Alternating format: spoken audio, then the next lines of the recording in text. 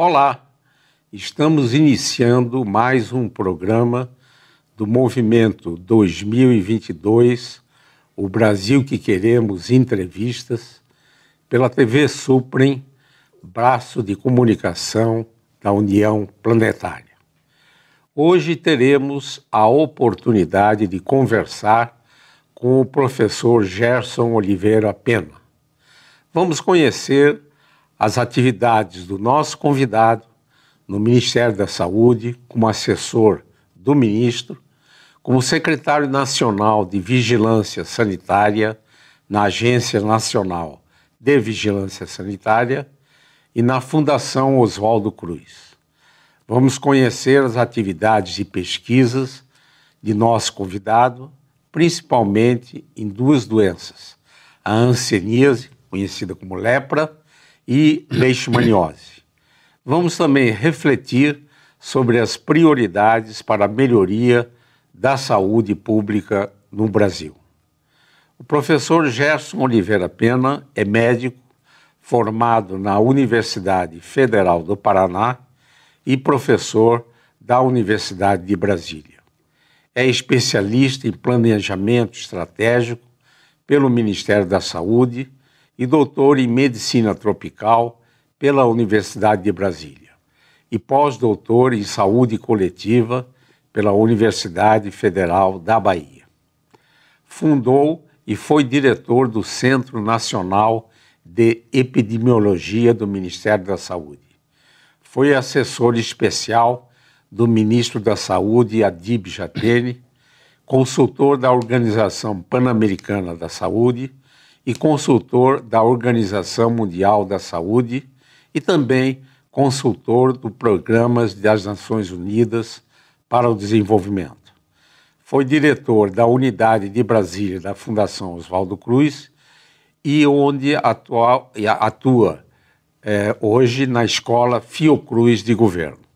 Sua produção acadêmica soma mais de 200 trabalhos científicos, entre artigos completos em periódicos, livros, capítulos de livros, livros organizados, entre outros, e 409 participações em eventos científicos entre congressos, seminários, bancas de mestrado, doutorado e concursos públicos.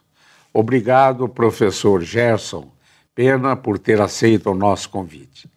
Na minha primeira indagação, pediria para destacar as suas principais funções e ações no Ministério da Saúde, principalmente como assessor especial do ministro Adib Jatene e como secretário nacional de Vigilância Sanitária e como presidente do Conselho Consultivo da Agência Nacional de Vigilância Sanitária.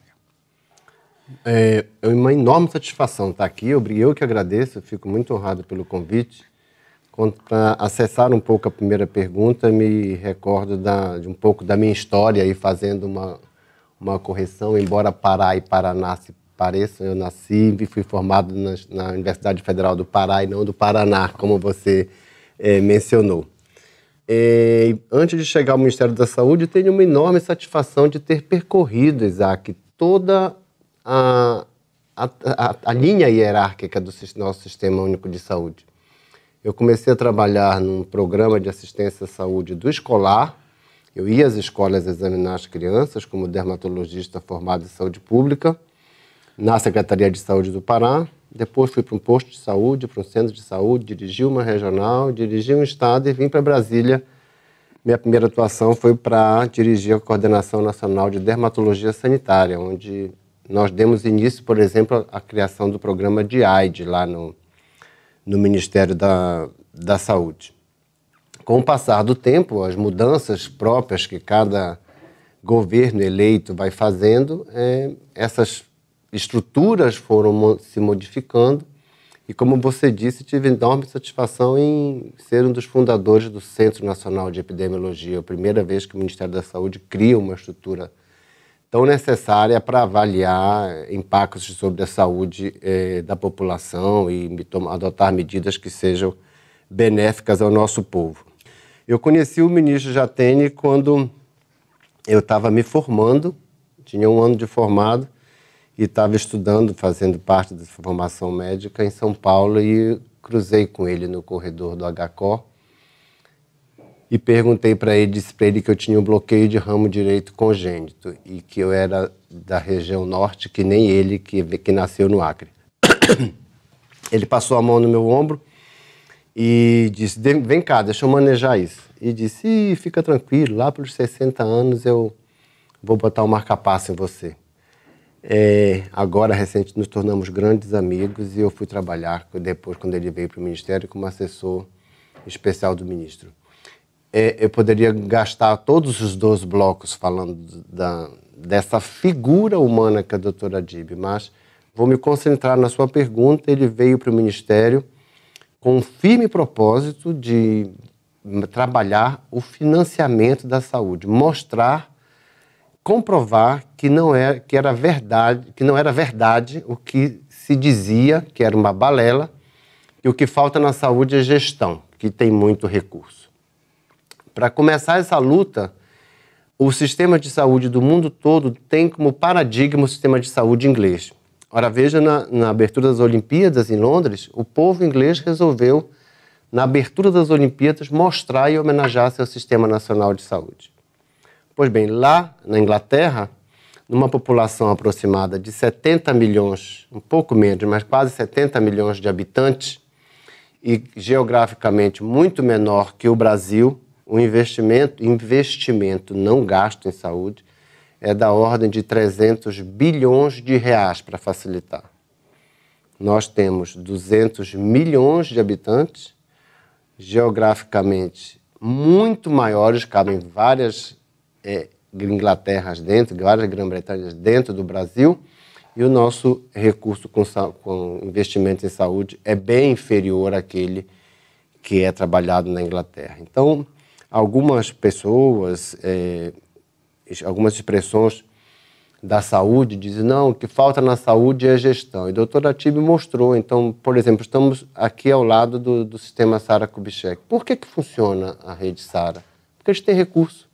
Eles têm orçamento e têm recurso para isso.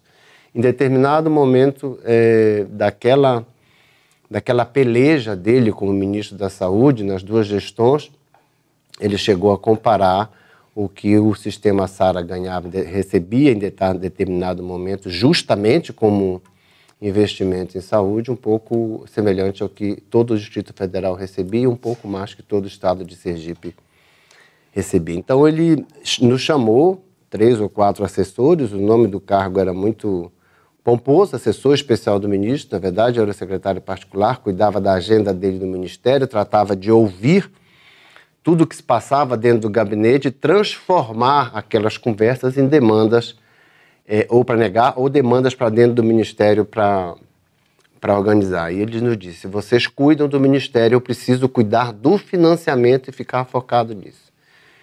Então foi lamentável, né, porque ajudei o ministro Jatene a escrever a carta de demissão dele, e que começava dizendo ao presidente Fernando Henrique, eu aceito ser combatido, mas jamais desmoralizado. Porque depois de uma luta enorme para mostrar as evidências do baixo financiamento e conseguir o recurso do CPMF, imediatamente o recurso da saúde, tudo que entrou pela CPMF foi tirado do orçamento. E ele pediu demissão sumária, num gesto como deveria ser. E sempre dizia para nós, ele tinha uma capacidade de lidar com demandas importantes. Ele dizia, por terças e quintas ele recebia parlamentares. Dizia, me deixe pelo menos meia hora, porque muitas vezes eu vou ter que dizer não ou transformar a demanda naquilo que o município precisa. A demanda parlamentar é uma demanda lícita, que vem da democracia.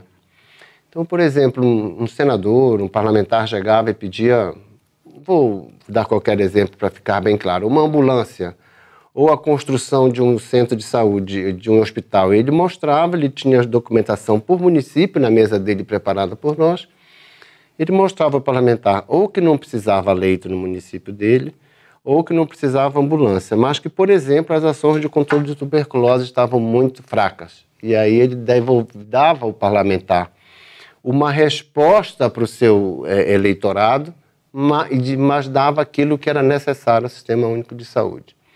Então, eu não sou o único, óbvio, que conviver com a doutora Adíbia Jatene foi um dos grandes privilégios que tive na carreira, na minha formação de vida e na minha formação como gestor, uma vez que milito na pesquisa e na gestão. Há um fato bastante pitoresco, antes de entrar na segunda parte da entrevista, uma reunião no gabinete dele tarde, onde estavam presentes ele, Maria da Conceição Tavares e Roberto Campos. E ele chamou os dois e disse, e aí, estudaram o que eu pedi? Então, qual é a solução? Da onde? Essa história de que temos alta carga tributária, onde está colocado esse recurso? E aquela foi uma conversa, independentemente de ideologia, entre três pessoas brilhantes, que acabou consolidando um apoio do ponto de vista, eu diria, técnico à demanda que ele estava fazendo. A Agência Nacional de Vigilância Sanitária foi uma outra curiosidade bastante importante. Ele veio para o Ministério, trouxe o professor Carline, da Universidade Federal de São Paulo, da antiga chamada antigamente Escola Paulista de Medicina, para dirigir a então Secretaria Nacional de Vigilância Sanitária. E o professor Carline mostrou ao doutor Adíbio que não era possível mais trabalhar todas as demandas da vigilância sanitária na administração direta. E foi uma das poucas viagens internacionais que ele fez. Ele não tinha uma agenda internacional, ele foi voltado bastante para dentro do país, mas ele foi conhecer o FDA. E quando voltou no FDA, ainda no voo da Transbrasil, da então Transbrasil, ele ditava e eu trabalhamos juntos. Eu tenho esses originais até hoje, da exposição de motivos ao presidente da República para criar a Agência Nacional de Vigilância Sanitária. Mal sabia eu que anos depois, no segundo mandato do presidente Lula, a convite do ministro Temporão, o Centro Nacional de Epidemiologia deu origem à Secretaria de Vigilância em Saúde, que é o órgão setorial que controla a vigilância no país, a vigilância epidemiológica, vigilância sanitária, vigilância ambiental. Este cargo também pressupunha que eu dirigisse o Conselho Consultivo da Anvisa. E ambas as experiências foram experiências extremamente ricas durante os 4 anos, inusitadas, porque nestes 4 anos aconteceram 2 grandes epidemias de dengue e se deflagrou uma pandemia em escalas globais, seria um pleonário. Mas numa velocidade, na era da internet, no mundo digital, numa velocidade de informações, e aí os especialistas achavam que sabiam tudo, e aquilo era um vírus novo que a humanidade, nem a ciência, nem a gestão sabia como lidar naquele primeiro momento. Nós vamos fazer um ligeiro intervalo e voltaremos já com essa interessante conversa com o professor Gerson Pena.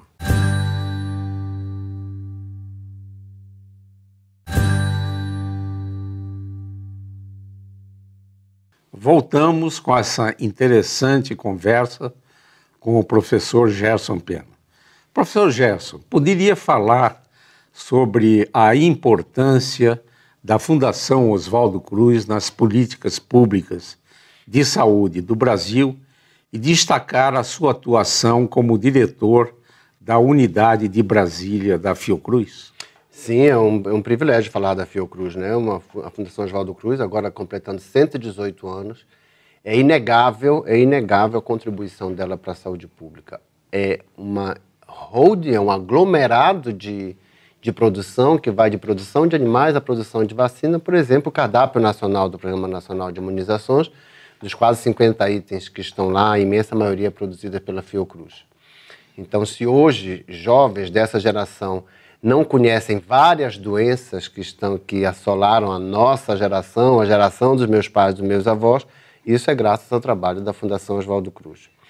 Diferente do que todo mundo pensa, a Fundação Oswaldo Cruz não está no Rio de Janeiro somente, ela está em 10 estados do Brasil. Isso é muito importante porque ela se debruça sobre a relação com aquele território dessa diversidade enorme que é o nosso país, é chamado Brasil. Lá recebi a encomenda de montar uma escola de governo, que foi disputada à época a localização do belo campus da Fiocruz pelo governo do Distrito Federal e pela Universidade de Brasília, e o Conselho decidiu colocar na Universidade de Brasília. E temos lá uma escola de governo com muitos cursos de especialização e de mestrado profissional, sem falar da Secretaria Executiva da Universidade Aberta do SUS, que tem mais de 150 mil matrículas por ano e trabalha 24 horas por dia na formação de atenção primária à saúde, sobretudo de médicos e enfermeiros da atenção primária à saúde. Então, a Fiocruz é uma instituição de ensino, de educação, de pesquisa, de comunicação, ou seja, ela tenta trabalhar e se colocar no cenário político nacional e internacional como uma instituição na liderança da saúde, da ciência e tecnologia. E isso tem trazido, isso nos coloca de frente aos imensos desafios contemporâneos que vivemos hoje. Professor Gerson, poderia destacar as suas pesquisas, principalmente nos ensaios terapêuticos da hanseníase e da tuberculose? Leishmaniose. Eu fui formado, eu sou dermatologista de formação e fiz pós-graduação em medicina tropical e também tive a sorte, o privilégio de ser forjado na mão de uma mulher chamada Vanise Macedo, fundadora da Universidade de Brasília, que já faleceu e que era uma mulher absolutamente firme de uma projeção internacional. Um dia a Vanise me disse, quando eu resolvi fazer doutorado e ficar com ela, fora do departamento de dermato, ficar com ela, ela me disse, um dia você vai voltar ao Ministério de novo. Eu fui secretário 3 vezes, ela disse, um dia você vai voltar ao Ministério, mas nesse dia você vai olhar o Ministério diferente porque você terá feito doutorado, você terá aprendido uma forma de reflexão diferente. Curiosamente, na segunda semana que eu deixei o Ministério, eu passei pela universidade, que era meu caminho de casa, ela já havia falecido há alguns meses, e eu lembrei daquela frase. Então, ter sido formado por Vanise Macedo me fez ratificar uma forma de ser que era observar as doenças negligenciadas. O que é doença negligenciada é um termo forjado na época que Carlos Morel estava na Organização Mundial da Saúde, são as doenças que são negligenciadas pela indústria farmacêutica. Não dá lucro, então eu não fabrico este remédio. Então, hanseníase e leishmaniose são as duas delas.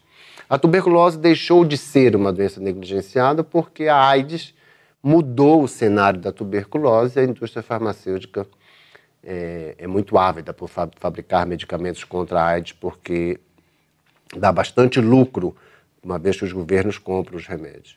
Então, a vida inteira eu trabalhei com hanseníase e leishmaniose e venho me debruçando sobre ensaios clínicos que buscam novos tratamentos. Aquilo que a tuberculose conseguiu lá atrás, por exemplo, colocar todos os medicamentos num comprimido só, o 4 em 1, iniciado pela Vanise Macedo, pela professora Celina Reutemann, junto com a FINEP, num programa chamado Química Fina para Doenças Tropicais.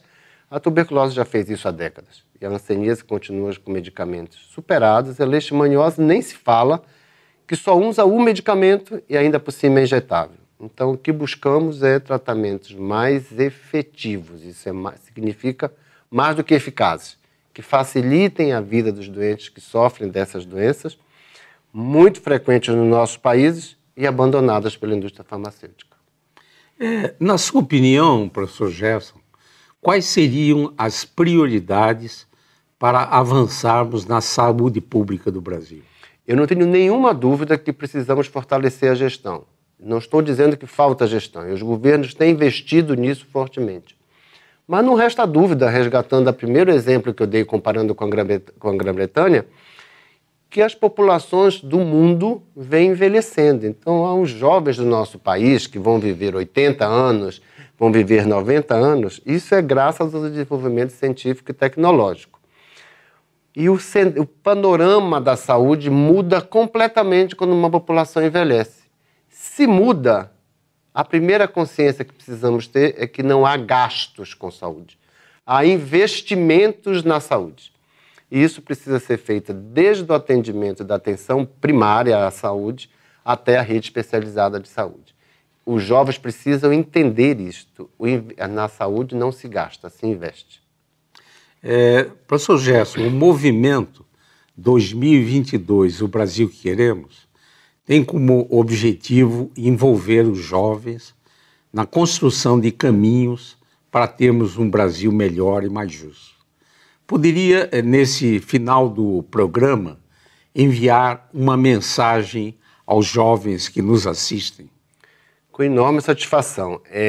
Eu queria que os jovens entendessem que é deles o futuro. Então está na hora de mudar alguns paradigmas. Por exemplo, o ensino não pode mais, já não é e cada vez mais deve ser incentivado, que a sensação da educação é um processo que se dá no dia a dia e não obrigatoriamente trancado dentro de uma sala de aula. Como é que se explora isso?